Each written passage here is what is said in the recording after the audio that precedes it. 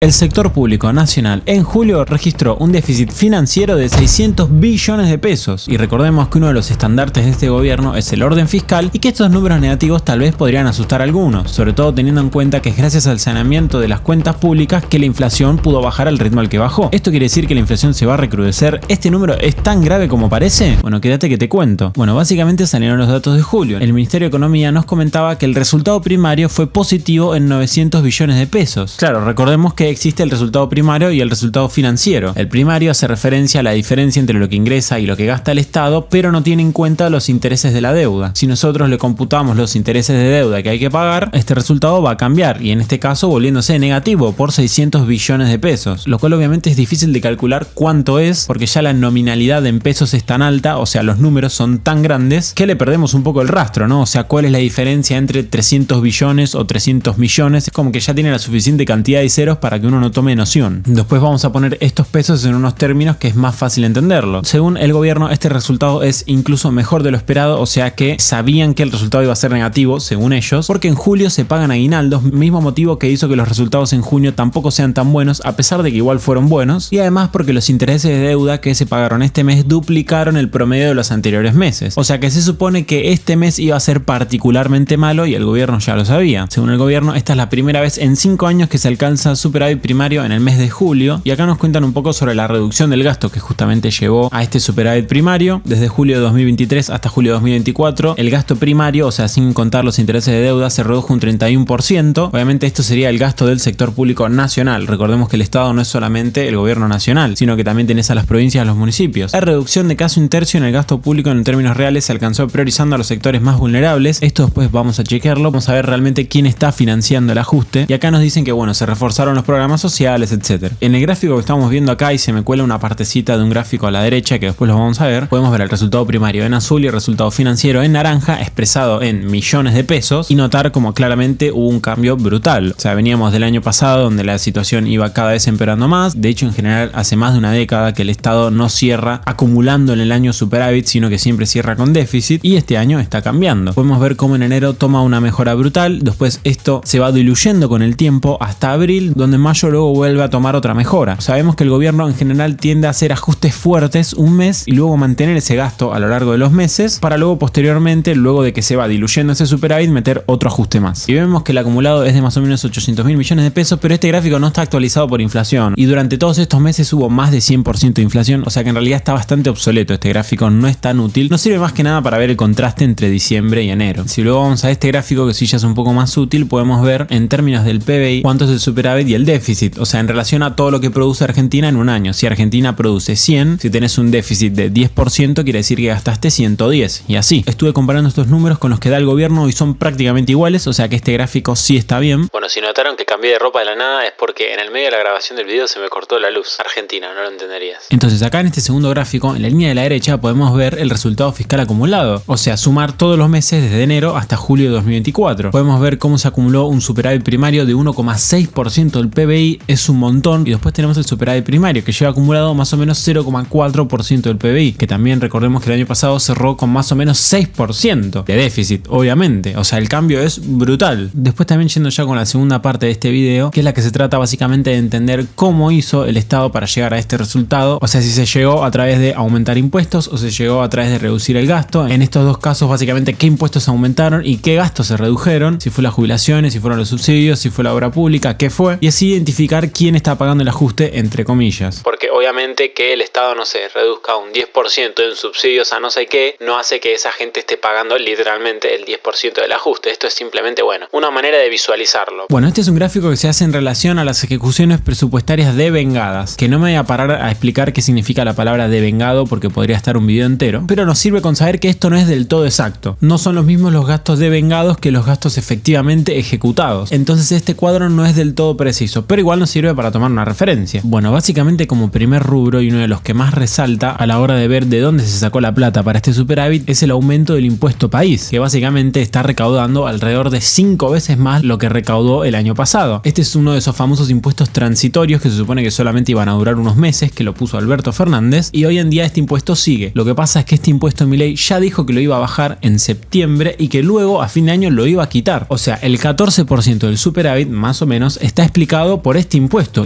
que luego se va a quitar. O sea que acá ya tenemos un pilar del superávit que el año que viene no lo vamos a tener, y vamos a ver cómo el Estado resuelve esto. Después acá tenemos un 3,31% por comercio exterior, que me estoy dando cuenta que está mal escrito, pero bueno, no importa, vamos a ignorar eso. Rentas a la propiedad, un 3,07%, y hasta acá vamos con los impuestos, que como vemos el más importante por diferencia es el impuesto país. Y más o menos los impuestos explican un 20% del ajuste. Yendo con los gastos tenemos el rubro más importante por muchísimo, que son las jubilaciones y pensiones, que explican alrededor del 41% del ajuste. Así como el impuesto país está recaudando casi el quíntuple de lo que recaudaba el año pasado, o sea en julio de 2023, a las jubilaciones se les realizó más o menos un ajuste del 22% respecto de julio del año pasado. Y lo curioso de esto es que si nosotros comparamos esta reducción del gasto con la que hubo en enero de 2024, vemos que es menor. O sea, el Estado desde julio de 2023 hasta julio de 2024 redujo el gasto en jubilaciones en un 22%. Sin embargo, desde enero de 2023 hasta enero de 2024, esa reducción fue del 32%. O sea, el ajuste más fuerte a los jubilados se dio a principios de año, y luego con los meses se fue recomponiendo el gasto en jubilaciones. Muy en línea con el discurso del gobierno, que medio que admitió que ajustó a los jubilados a principios de año, pero que luego las jubilaciones se iban a ir recuperando. Y efectivamente vemos que está siendo así. De todos modos, obviamente siguen estando lejos de como estaban antes. Recordemos que aún así la reducción desde julio de 2023 hasta julio de 2024 es de un 22%. Luego tenemos los gastos de capital, que es un 1,96% del ajuste. Esto es básicamente obra pública, que se redujo en un 80% en relación a julio del año pasado. También muy en línea con el discurso del gobierno, y lo interesante es ver que este rubro, conforme pasa el tiempo, el ajuste es incluso mayor, a diferencia de las jubilaciones, porque la reducción del gasto, si nos parábamos en enero de 2024 contra enero de 2023, era de un 75%, mientras que ahora es de un 80%. Luego, yendo al rubro de los subsidios a la energía, explica un 8,43% del ajuste. Este rubro es probablemente uno de los más sensibles, es el que explica las subidas de las tarifas de luz, etc. Sufrió de una reducción de gasto del 37%, mientras que para enero de 2024 en relación a enero de 2023 no había reducción de gasto. O sea, esta reducción del gasto se estuvo aplicando sobre todo en los últimos meses, justamente en los meses en los que empezaron a llegar los tarifazos. Luego tenemos este rubro que son otros programas sociales, en el que básicamente tenemos bastantes tipos de subsidios, que se redujo un 40% en relación a junio del año pasado, mientras que en enero de 2024 la reducción era de un 60%, o sea, estuvo disminuyendo. Luego tenemos a las transferencias a provincias, que representa un 0,59% del ajuste. Luego tenemos que los gastos en personal representan un 12,9% del ajuste. Esto me parece una locura. O sea, es gigantesca la incidencia que tiene el hecho de despedir empleados públicos en el total del ajuste. Yo pensaba que iba a ser muchísimo menos, pero la verdad pareciera que el sobrante de personal que había y que sigue habiendo en el Estado llega hasta tal punto de poder representar más de un 10% del ajuste. Tremendo. Rubro que más o menos la reducción interanual es la misma que en enero, un 18%. Y después ya acá tenemos varios rubros menores, como pensiones no contributivas, bienes y servicios, subsidios al transporte de un 2,41%, rubro el cual sufrió una reducción de gastos en un 38%, mientras que si nosotros vemos en enero de 2024 la variación había sido positiva, un 144%. Básicamente esto se explica porque el gobierno anterior durante 2023 estuvo aumentando la cantidad de subsidios al transporte para que el bondi salga más barato y así cosechar un par de votos. 3,73% en transferencias en universidades. Y el último rubro que me parece relativamente importante son las asignaciones familiares. Básicamente, si bien se estuvieron subiendo algunos subsidios como la tarjeta alimentar, se estuvieron reduciendo todos los subsidios que manejan las organizaciones sociales, básicamente para que dejen de extorsionar. Rubro que representa una parte muy importante, un 6,73%, a pesar de que la reducción del gasto fue bastante pequeña, solamente de un 4%. O sea, si una reducción de gasto tan pequeña representa una parte tan grande del ajuste, quiere decir que en ese rubro se gasta un montón de plata, lo cual nos habla básicamente de la pésima situación de Argentina. Pero es verdad que la reducción de este rubro estuvo disminuyendo con los meses, porque si nosotros vemos los datos de enero, podemos ver cómo esta reducción era del 17%. Entonces, como conclusión tenemos que en julio hubo superávit primario y déficit financiero, pero que el acumulado de 2024 sigue siendo bastante grande y parece sostenible. Este mes simplemente estuvo dando déficit por pago de intereses y por pago de aguinaldo. La única cuestión a remarcar desde ese lado tal vez sería el tema del impuesto país, que representa alrededor de un 14% del ajuste, y el año que viene ese impuesto ya no va a existir. Entonces, bueno, ¿de dónde se va a sacar ese dinero? Y luego, yendo sobre el tema de quién pagó el ajuste, tenemos que los rubros son más o menos los mismos que a principio de año. Los que más destacan son las jubilaciones, el aumento del impuesto país, los subsidios a la energía van tomando tomando cada vez más protagonismo. Los gastos en personal también son un rubro importante y los subsidios de tipo asignación familiar también son un rubro importante, aunque al igual que las jubilaciones son rubros que cada vez la variación del gasto es menor, o sea que se está recomponiendo el financiamiento de esos rubros. Así que bueno, si te gustó este video puedes darle like, si querés más como este puedes suscribirte, si querés compartirle a tus amigos y a tus familiares para que sepan cómo están las cuentas del gobierno de Milei y quién está pagando el ajuste, puedes pasarles este video. Si querés ver las noticias rápido y ver bastantes memes, puedes seguirme en Twitter. Si querés más videos como este pero no te alcanza con los que hay en mi canal, puedes seguirme en Ecodeductiva, donde suelo subir 2 videos por semana. La verdad es que casi que subo más videos que en mi propio canal. Y si querés que yo no represente una parte muy importante del ajuste, puedes ayudarme donándome a través de Cafecito, que se utiliza con Mercado Pago, también por Patreon, y hacerte miembro de YouTube. Te dejo todo en la descripción. Y por último, como siempre, te mando saludos.